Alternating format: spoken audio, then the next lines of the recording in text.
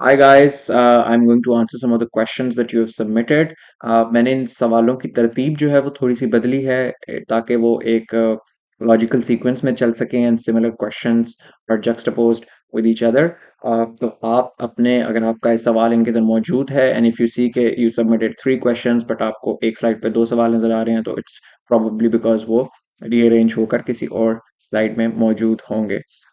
These are submitted by some students, but I think a lot of it applies to everybody. So चाहे आपने ये सवाल submit किए थे नहीं किए थे, you're just taking the course regularly, casually, तब भी आपके लिए डेफिनेटली हेल्पफुल साबित होगा। इनमें से कुछ सवालात ऐसे हैं जिनके आंसर्स हमारे कोर्स में मौजूद हैं, but still would like to reiterate all of this. पहला सवाल ये है कि how to manage time in essay. पहली बात तो ये कि ऐसे के अंदर कोई hard and fast rule again नहीं है। ये पर्सन टू पर्सन वेरी करता है आपकी कुछ, लेकिन एप्लीकेबल रेंजेस होनी चाहिए which are which you have tested and practised. मेरा नुक्ता नज़र ये है कि जनरली स्पीकिंग जो पहले आपने कोई ऐसे का टॉपिक सेलेक्ट करना और उसके ऊपर एक बड़ी रफ सी जो आप आउटलाइन बनाते हैं, उसमें ideally, again the keyword here is ideally, आधा घंटा आपको लगना चाहिए।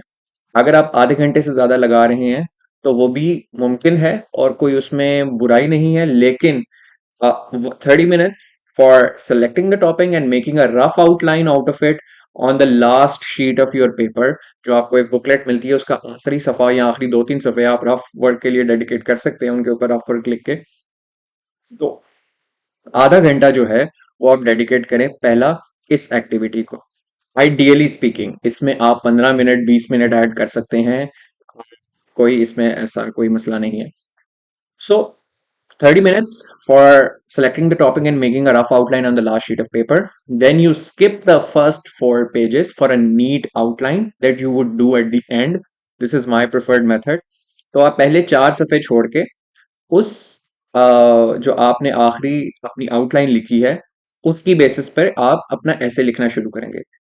अगर तो आपका ऐसे किसी ऐसे इंट्रोडक्शन से शुरू हो रहा है जो कि एक पेचीदा इंट्रोडक्शन है, यानी आप सिंपली डायरेक्ट मेथड से स्टार्ट नहीं करें या सिंपली किसी कोटेशन से स्टार्ट नहीं करें, सिंपल एक लाइन वाले फैक्ट से शुरू नहीं करें, यानी आपका जो इंट्रोडक्शन का के शुरू के कुछ जुमले हैं वो इलेबरेट हैं, लाइक आपने कॉन्ट्रास्ट बिगिनिंग से शुरू करें या आप रिव्यू दे रहे हैं ओवरऑल उस टॉपिक के ऊपर लिटरेचर रिव्यू स्टाइल में, या आप कोई स्टोरी लिख रहे हैं, particularly if you are writing a story and starting from there, तो इन दैट केस आपको फिर 10-12 मिनट या जितना भी आपको वक्त लगता है, आपने पहले रफ में वो स्टोरी भी लिखनी है और फिर उसको ऐड करके आपने अपना इंट्रोडक्शन का जो पहला पैराग्राफ है उसको आपने बॉडी ऑफ द ऐसे में लिखना शुरू कर देना है उस रफ आउटलाइन को देखते हुए। फिर अगले लगभग 2 घंटे के करीब आपने डेडिकेट करने हैं, तो आधा घंटा जो है वो आपका पहला लग गया टॉपिक के सिलेक्शन और उसके ऐसे के वो करने के ऊपर, रफ आउटलाइन बनाने के ऊपर। 10-15 मिनट आपने उसके ऊपर मजीद लगा लिए इंट्रोडक्शन के ऊपर।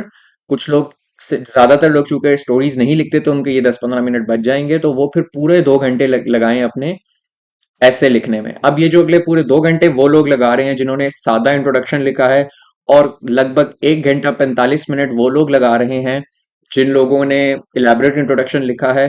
तो अब आप ऐसे इस अगले 1-2 घंटे या 1 घंटा 45 मिनट में आप पूरा का पूरा बॉडी ऑफ द ऐसे आपकी पीछे रफ आउटलाइन देख के लिखते जा रहे हैं।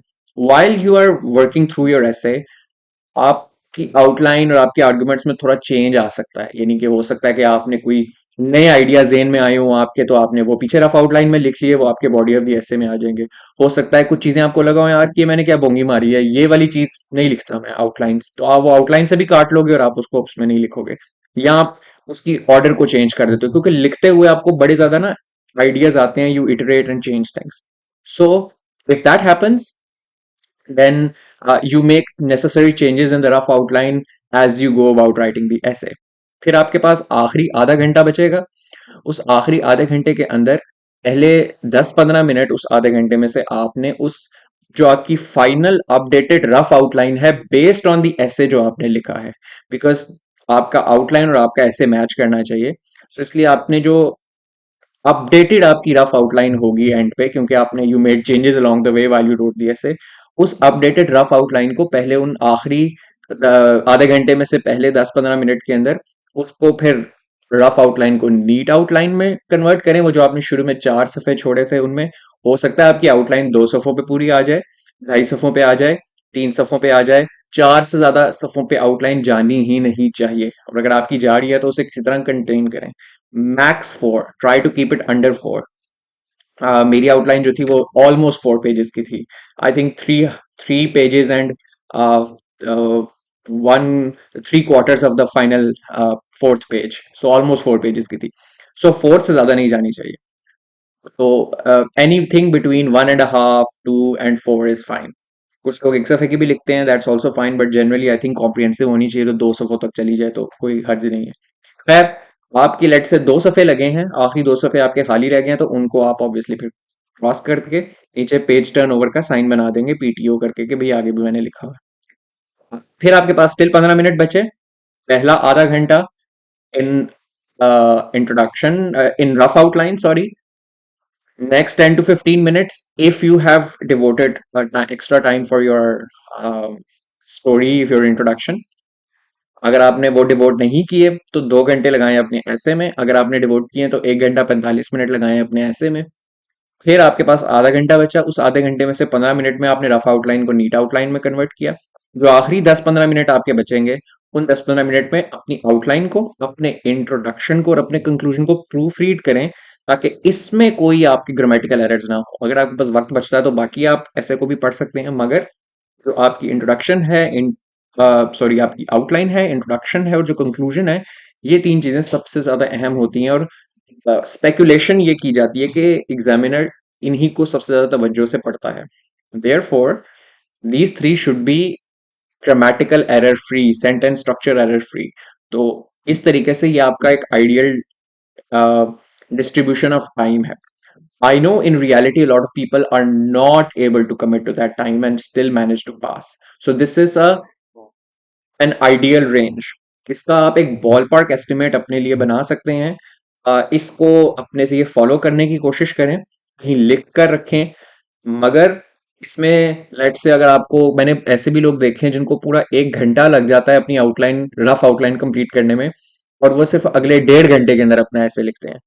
वो भी मुनासिब है, कोई उसमें बुराई नहीं है। आपका सबसे अहम चीज ये कि आपने ऐसे को, आपने ठीक ऐसे पिक किया वो अपनी इंफॉर्मेशन के हिसाब से, और आप उस ऐसे को सही तरीके से कंस्ट्रक्ट करो।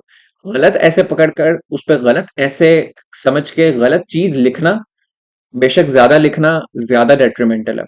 तो इसलिए try to focus more on constructing the right kinds of arguments and then make changes as you go along the way. But अगर आपने आउटलाइन एंड पे लिखनी है, आपने आउटलाइन एंड पे अभी नीट करके लिखनी है, आपको पता है, तो आपने ये नहीं करना कि आप ऐसे लिखी जा रहे हैं और आपने आउटलाइन छोड़ी हुई है। नहीं, फिर आपने अपने लिए वो आखिरी 20-25 मिनट लाजमन निकालने हैं। आपको नजर आ रहा है कि यार मेरे पास सिर्फ 1 घंटा रह गया है, तो आपने अपने आप को फोर्स करना है कि अगले 30-35 मिनट्स के अंदर आप अपना ऐसे कंक्लूड करें। कुछ आर्ग्यूमेंट्स छोड़ने पड़ते हैं, छोड़ें। कोई एग्जाम्पल्स छोड़नी पड़ती है, छोड़ें। कुछ केस स्टडीज छोड़नी पड़ती है, छोड़ें।